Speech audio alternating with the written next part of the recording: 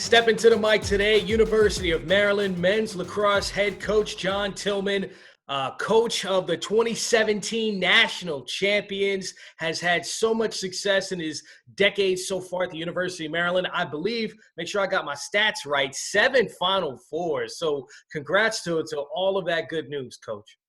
Thank you very much. Appreciate it. Excited to be here. So tell me, what's been the secret to your success at remaining consistent in your job at Maryland in 10 years, just heading to the NCAA tournament every year and then making it to the Final Four in the championship game? What do you contribute to the biggest piece of that success? Yeah, and I think any coach would tell you, or any successful organization, there's just so much that needs to come together.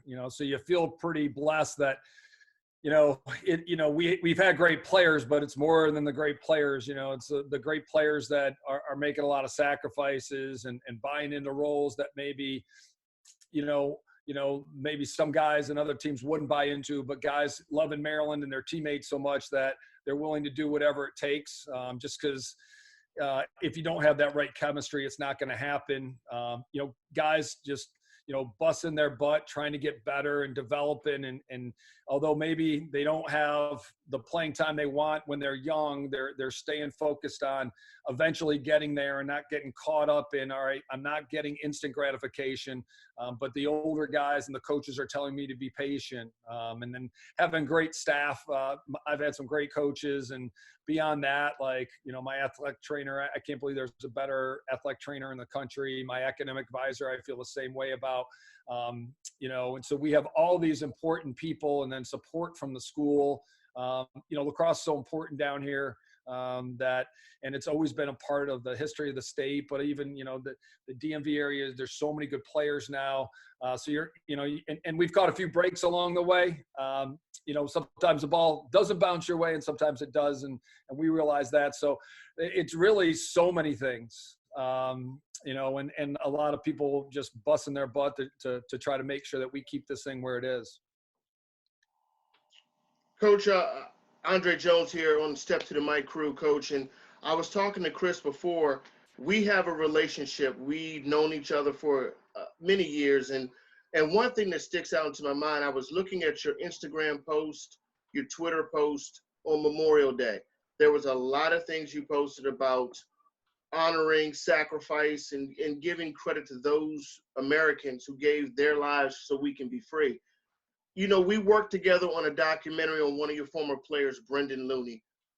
Talk to our viewers about, our listeners, about what he meant to you and what he meant to the game of lacrosse, Coach. Yeah, Brendan, I've coached some amazing people in my life and been coached by some great people and worked with some special people.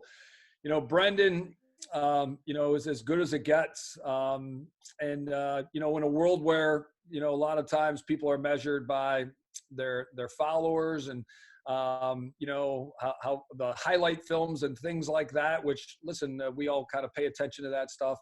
But when it came to just a guy made of all the right stuff, I think of Brendan, just great core values, did the right thing, was always worried about everybody else, kind of like an older big brother, kind of making sure that, I remember Bridget speaking at his funeral, and she talked about how, Brendan was very demanding of us, very loving, but very demanding, because he wanted to prepare us for, the times in our lives where Brendan wouldn't be there.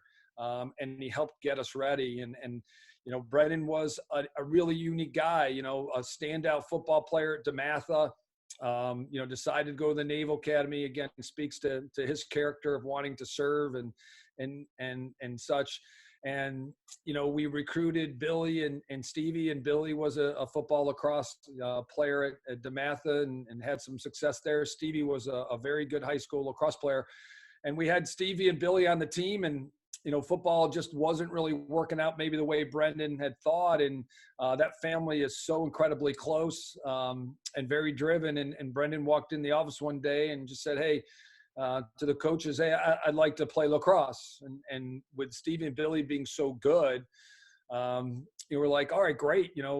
Tell us about high school. And he's like, well, I didn't play in high school. And, you kind of step back for a second and you pause, but you're like, you know what, there's something about this guy that he seemed very determined, and knowing what type of athlete he was and what the family was all about. Just talking to people who just weren't going to doubt him. And he was the type of guy, he put his mind to something, he would do it. And that son of a gun, going from no experience, none of the fundamental skills, none of the understanding of the game except watching.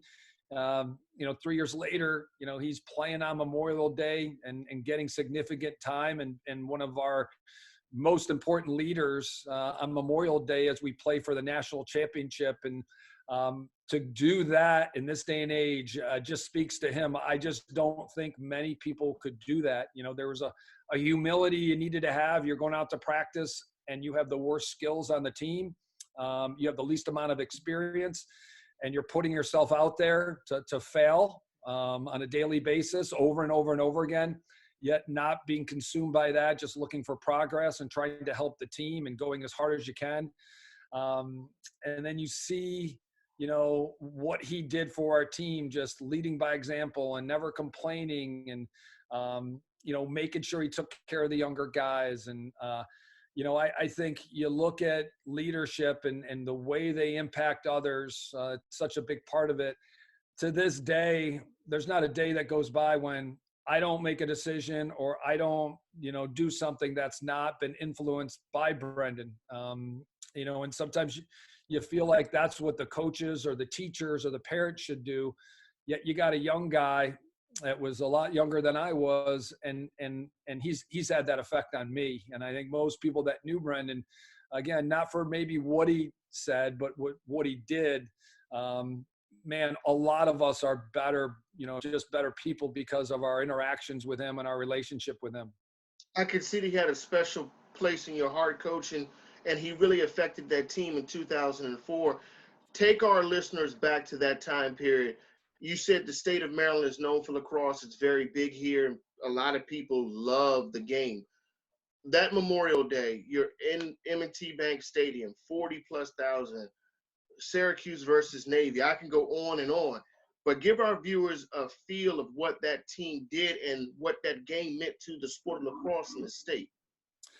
Yeah, that team was a really interesting team. We came off the year before where almost every senior we had got injured or dinged up at some point, and we were able to finish on a high note, beating Army, and I think that helped us.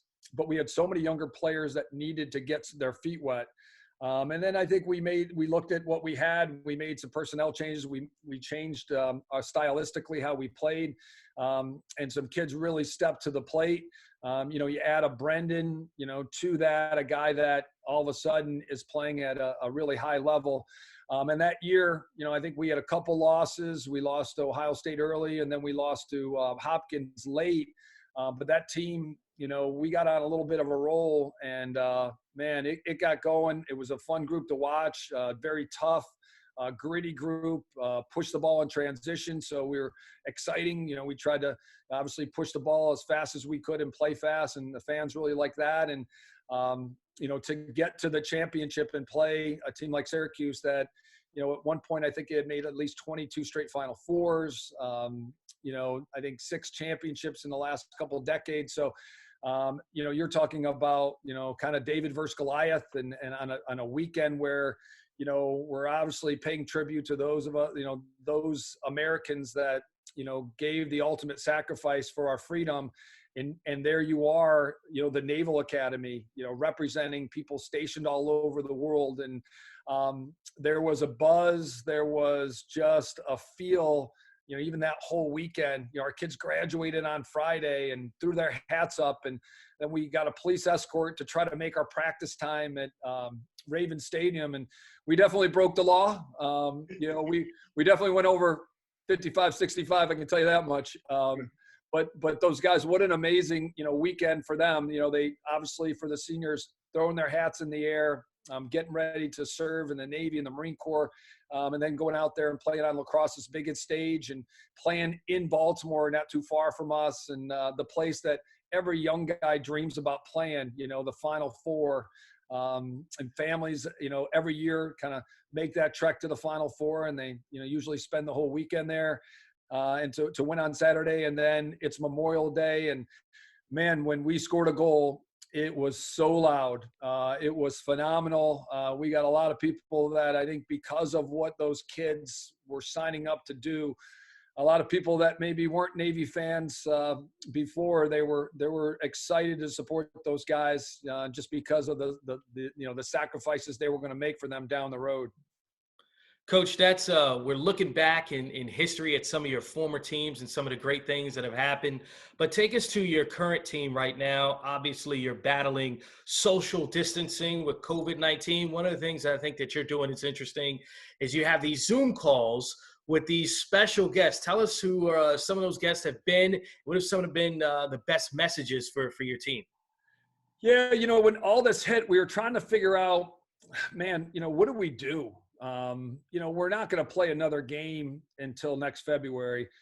So, for us, it was like the kids are home, they're cooped up, they can't see their friends. So what do we do? And we kind of chatted with other coaches, whether it was other lacrosse coaches, other coaches in our department. And so kind of felt like, we just need to keep connecting with the guys. And so we decided at like 4:30 twice a week, Tuesday, Thursday, we try to get everybody together and they could get on the Zoom and see each other's faces. And, we would just give them some general updates, what we knew. But then it was like, what can we do to help them? So we started just, inquiring with all of our connections, people that we knew, or maybe parents or friends of the program they knew.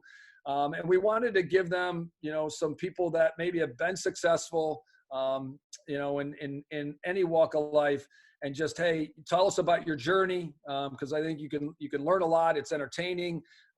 It's fun, but also to your point, what are some things that these guys can take with them, not only to be better players, but to help them in their careers. And man, we were really lucky. D. Smith, whose son Alex is on our team, and they live over in Bethesda, and D works for the NFL, and he was able to hook us up with Bart Scott, and Bart was awesome. Talked about his journey, and there's a guy just beating the odds every step of the way. Just talked about, hey, if you want something, you're going to have to go get it. You're going to have to outwork everybody. You're going to have to out-prepare people.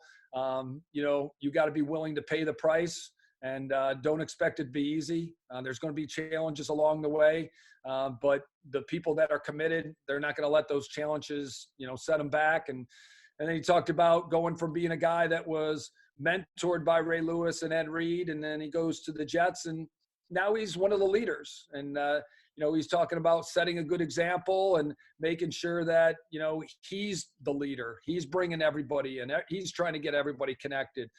He talked about it at Baltimore, playing like a Raven. In New York, they talked about playing like a Jet and what those standards were, and trying to help guys get there. Jonathan Allen, another local guy, Northern Virginia guy, very good friends with one of our players, Dylan Maltz. They've known each other since high school. So Jonathan talked about his journey to Alabama, being in a premier program, being a guy that, you go down there and it is challenging. Everybody's a 5-star. You got to bring it every day. You got to compete. There are no off days. And, there are days when, you play well and you're where you want to be. And then, if your performance suffers a little bit, you might go down. How do you respond to that? He talked about, being resilient there. Just, again, realizing if you want to be elite, you're going to pay that price for it. Those two guys have been great. We have a guy named Chris Mattis who coached with us, who now works with the Patriots. And he talked about, some of the things they look for when they're looking at players. Why are certain players successful? What makes a great team? Chris Pettit came on our Zoom last week. He's a guy that came to Maryland and wanted to play lacrosse and tore up his knee a couple times. Didn't go the way he wanted. Was a guy that loved football and lacrosse in high school. Ended up kind of landed with the Giants as a entry-level intern in the scouting department. He worked his way up. He's now director of college scouting for the New York Giants. And a a guy, listen, to college didn't go the way he wanted, got hurt a couple times, didn't go his way. Plan B, what's plan B? Pick yourself up and, just keep figuring out what your goals are, and then make sure that your investment and your commitment is enough to make sure you can reach those goals. So it's been awesome. I've taken a ton of notes. I've learned a lot, and I'm hopeful that, the guys found it beneficial too. And we didn't always tell them who was going to be on because we wanted them to look forward to it. D. Smith jumped on with us last week too, and he just kind of talked a little bit early about being a lawyer, and his playing field was going in the courtroom.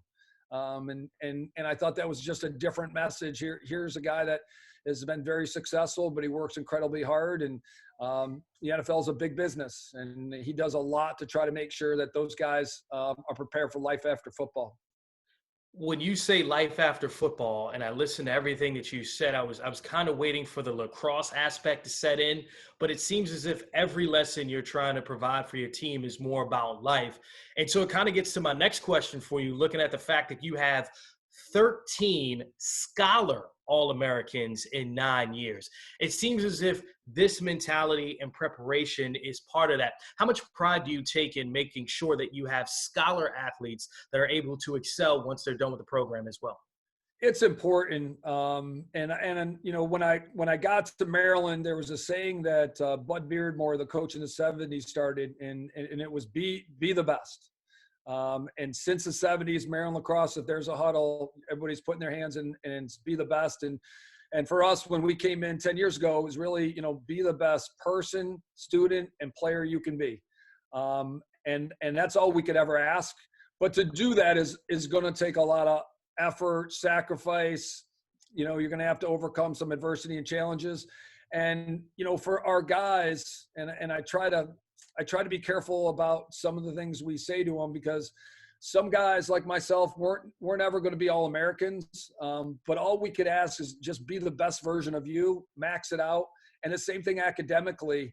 School didn't come easy to me either. And some of our guys, school's tough. They don't enjoy it because it doesn't come easy, and it's not rewarding. It's not like being out on the field with, 9 of their best friends working towards a goal and they're confident, right? For a lot of guys, they're not confident in school, but let's not shy away from that. Like, just because it's not easy and you're not comfortable, that's every reason to embrace it and attack it.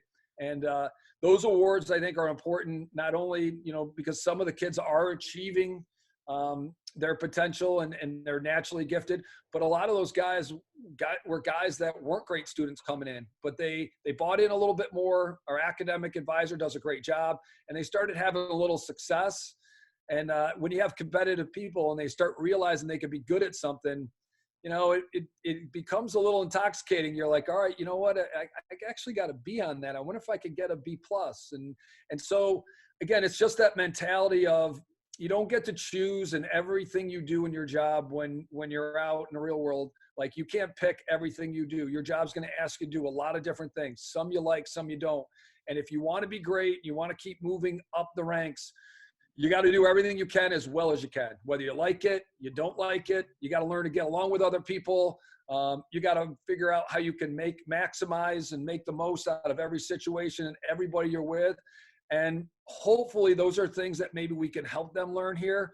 And a lot of that is done by them failing a little bit, you have a bad practice. You don't do well in an exam. All right, what do we do next, guys? Like, we're not dropping the class. Like, we're going to get you a tutor.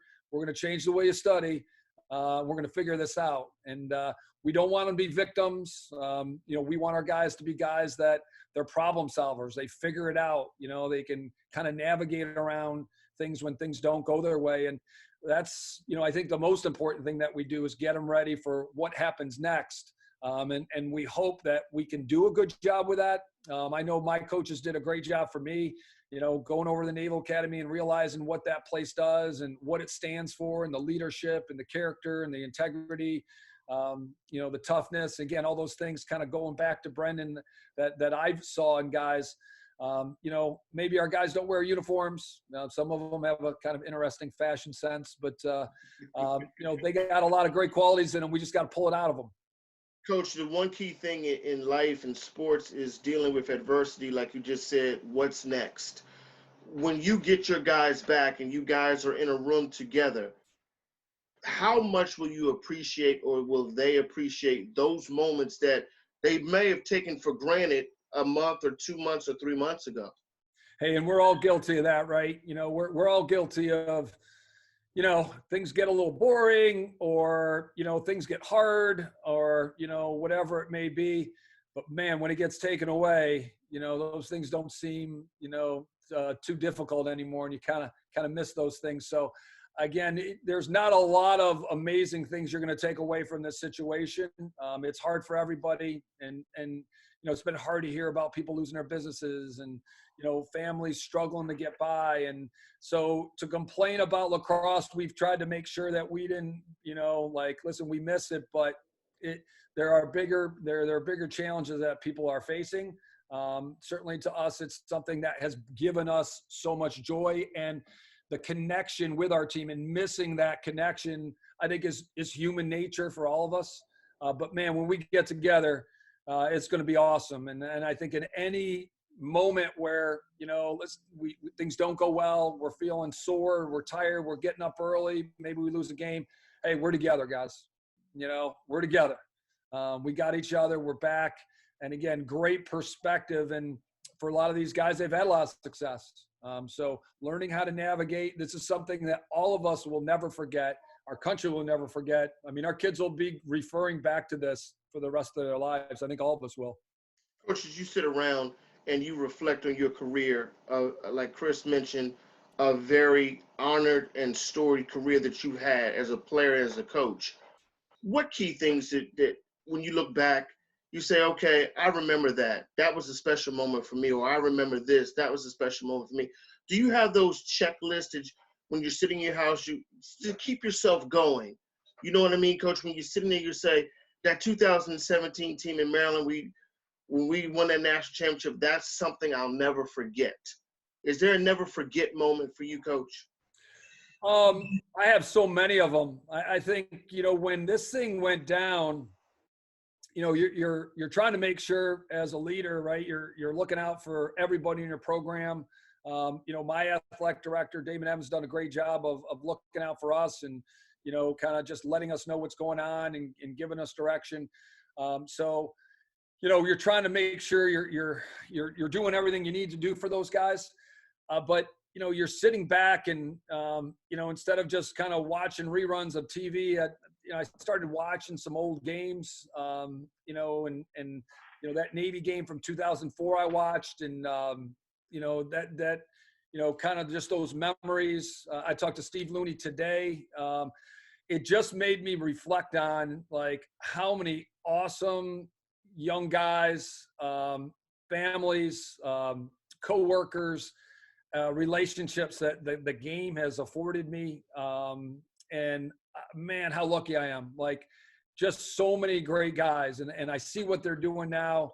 And no line is straight, right? All of us have curved lines. Our lives are ups and downs, and every row is a little crooked. But, these guys are all doing so well. And I'm so thankful for, even those years that maybe didn't go the way that we wanted. There's a lot that we got from that season, what we learned, but also the bonds, the relationships, the friendships.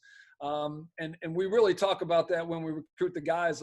Listen, we're not coaching you for 4 years. We want to be part of your life forever, and we want you to, when you get married, shoot, you're going to have terps, all over in your wedding. If we're doing this right, you'll still have those bonds. So I think those memories, I think a lot about that 04 team. I think about that 217 team. I think about, the 216 team that didn't quite get it done. And, when, that happens, and that happened a few times early in that decade, you think about all those guys, and I kind of reflect back, what could have I done better just to get us there? And, what I wouldn't have done to try to maybe do something better on my end. And maybe I didn't do enough for them to feel that way.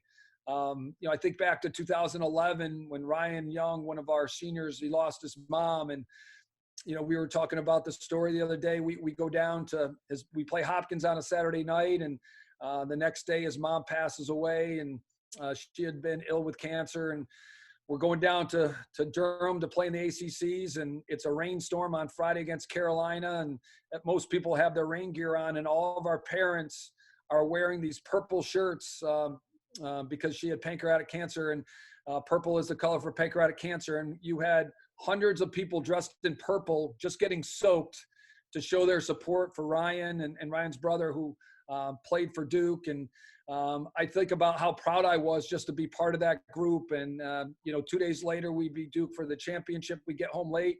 The guys are all obviously celebrating an ACC championship. And at 6 a.m., every guy loaded up the bus the next morning to go up to Long Island and be at Ryan's funeral. And, moments like those where you're like, there's a bunch of guys that are fully supporting their teammate in a time of need.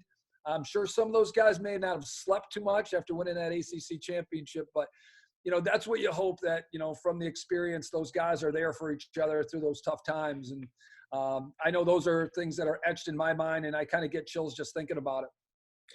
Being there in tough times for other people seems to be a theme for you as well. You got a blood drive coming up. I believe it's on June 11th. How can people get involved? So we're still ironing out the details. We were pretty fired up. We've been trying to work on this since everything got shut down.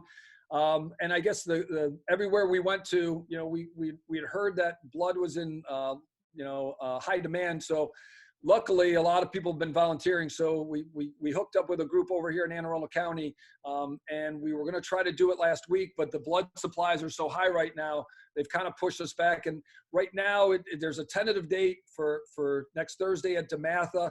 I just circled back with the guy that's coordinating it today, just to make sure we were on and kind of see where we were. So we're a little bit touch and go. We will try to get that information out to everybody. If anybody would like to get involved, we just felt like it was important to kind of make sure we were helping out the local community. Matt Swope, who's a DeMatha guy who played baseball at Maryland and is now at Maryland as an assistant coach. He was really helpful with us on that. D. Smith's been really helpful with that. So again, we're going to try to see if we can get it set up for that. I'll try to get you information. We'll try to post it, maybe get it out through social media, and I can try to pass it along to you guys as well as we get things nailed down. And they've been great about all the social distancing and everything else involved too. So we should be okay there. John Tillman, national champion, head coach of the University of Maryland men's lacrosse team. Also have been to 7 Final Fours in the last decade for University of Maryland. Thank you for stepping to the mic today. We appreciate you. Hey, thanks a lot for having me, guys. Really enjoyed it. Thanks, Coach. Thank you.